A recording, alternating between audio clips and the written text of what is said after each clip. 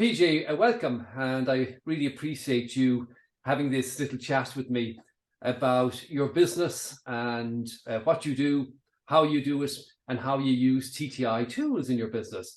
So may I start and ask you, can you tell me in like one or two sentences, what is your business? What do you actually do? And then how did you get into it? Well, Paul, the truth is that I'm really in the business of business. And as a result of that, I do a number of things. And it really started 35 years ago.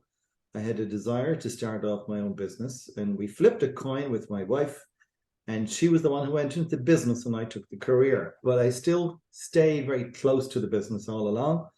And that's an optical business. And now after 35 years, we're starting to expand because we want to take in a management team so that we can kind of retire at some stage. But when I say the business of business, I've stayed close to business despite having been in a career. And in that business, we do a number of things. I do a certain amount of investing in companies. We have help a lot of companies, and they vary in size of all sorts. We bring groups of business owners together collectively in groups where they help solve each other's challenges and give themselves perspectives, and they give themselves accountability, creativity to get outside their industries, and all of that helps them accelerate forward. What's your main focus in your business right now? My main focus at the moment probably is the development of the management team within the optical business, using TTIs in terms of enabling people to help them, the managers, recruit better. We also use it to improve the customer's flexibility and understanding what it is to sell to people who are not like them. For example, most employees in an optical business, they have to be detail orientated because they must prescribe the right prescriptions. They also must relate to everybody who comes in the door. So that's typically your S and your C in the disc profile. But what happens when somebody comes in and they're looking for the high-flying latest, or they're looking for the cheapest or the best or whatever it is?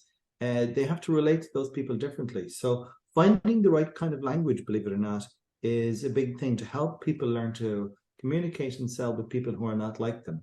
And because the interactions are very, very quick and very fast in that sort of operation.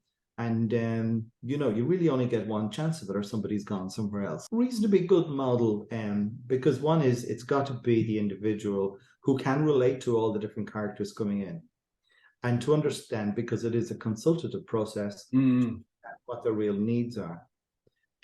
So you're looking for people, the best I'd have to say is probably my own spouse's profile, which has got a lot of MC in it, a lot of S in that profile, but also quite a bit of I in it too, which means it relates to all the people. Going to the people maybe who will react better to that, I think the S-I combination reacts a little bit better to those. They adapt to the profiles pretty quickly and can see the profiles because they're very sensing sort of people. Yet though they have that attention to detail, so they'll work through the process and be very conscientious of completing whatever that transaction is. It's not about winning. It's actually about giving great customer service. In fact, believe it or not, we had an advertisement that just went up on Friday, and one of the candidates applied today. The reason she applied, so it's because I love your first value. Now, it's not often you'll get somebody reporting back, I love your first value. And the first value is that everybody's empowered to make decisions in favor of the patient over the practice. It's the typical dilemma a healthcare provider will have. In fact, we've seen advertisements that we have done ourselves on the same platforms.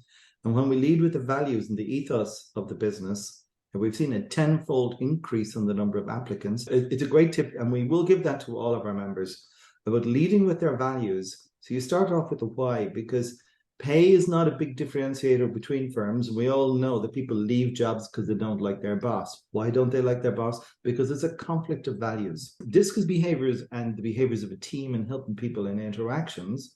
But what keeps them in the team, what brings the team together and enables the team to excel, is the values. I did a review of two people, a couple who worked together and a husband and wife couple. And I was showing them why they worked together so successfully. they had the exact same driving forces, the exact same motors, the exact same values. So and we've seen that many times. In fact, I had one situation recently where it was co-founders in an organization, and they perceived themselves to be the same because both of them were extroverted, and both of them shared a view and a vision of what the organization should and could become, etc. But the reality was that there was a lot of tension within the relationship. Right. And it was, they had done some psychometrics before, which said they were the same. But when we did the TTI psychometrics and we dug into it, they were completely different characters. Yeah. They shared a little bit of the impatient bit, the bit or D bit, but the reality was there was a very high DC in one combination and it was a very high ID in the other combination. Complete opposite characters to each other in many ways. And by appreciating that, I like to think that they fell back in love with each other a bit again. What value do you believe you bring, or your organization bring, to your clients? And how does TTI help you in creating that value? Well, the principal value we bring to clients, it's a very high quality alternative perspective. Like you said, why did I come into it? Actually, it was because if you look at my two top drivers, the first one is open to new. I just love new things. Yeah. The traditional, I'm always looking to how do I reinvent it? And so this job and role that I do, I love it because I'm seeing new every day, every hour almost. My last member was a member that was doing 100 million. My next one after this session is a startup. Yeah. That's variety. But both of them have the shared thing. They have a shared passion for doing something new, bringing things to the next level. Well, my second one then is that intellectual drive. And that is because, so I love bringing the different strands and connectivity together, which is about how do you make the complex simple. So it's perspective, because we can't do it on our own. We have to do it with the help of others. And it's that interrelationship with others why the TTI is so important. Without the TTI can be presented with a tool. Some people say, how did you do that? Because they think we've written them. Yes. But the beauty of us not writing them is that it's not just an opinion, because they do look opinionated about what they're saying. And the value is that it's a third party saying this, and then we can reflect, well, here's what this profile typically is. And then people have a believability about it. And that's probably one of the differences between the TTI system, I would say, and some other systems that I've done, because not just the disc profile or the driver's profile, but when we're looking at people's capacity to learn, which is really brought out by acumen, and emotional intelligence. I have one story where I'm training one of our managers at the moment, and I'm kind of teaching them this profile and what makes the ideal profile of somebody working in the optical business.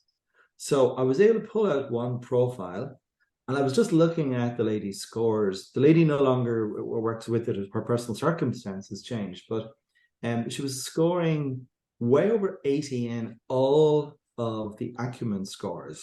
I remember when I saw that, I was downstairs or upstairs. I remember having to shout it to my spouse at the time.